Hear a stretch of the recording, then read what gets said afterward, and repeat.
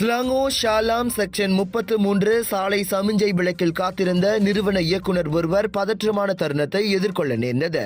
Motor சைக்கிளில் வந்த இரு ஆடவர்கள் அந்த இயக்குனரின் ப்ரோடுவா கம்பாரா காரின் ஓட்டுநர் இருக்கை கண்ணாடியை கோடாரியால் அடித்து உடைத்து அவரை கொள்ளையிட்டு சென்றதே அதற்கு காரணமாகும். அச்சம்பவம் தொடர்பில் நேற்று பிற்பகல் மணி 2:41 வாக்கில் பாதிக்கப்பட்ட நபர் போலீஸ் புகார் செய்ததை ஷாலாம் போலீஸ் தலைவர் அசிஸ்டன்ட் கமிஷனர் முகமது இக்பால் இப்ராஹிம் உறுதிப்படுத்தினார். அந்த கொள்ளை சம்பவம் தொடர்பான காணொலி ஒன்று சமூக ஊடகங்களிலும் வைரலாகியுள்ளது. வங்கி ஒன்றிலிருந்து சம்பந்தப்பட்ட நபர் 2 லட்சம் ரிங்கெட் பணத்தை மீட்டுக் கொண்டு சென்றபோது அக்கொள்ளை சம்பவம் மேற்கொள்ளப்பட்டது.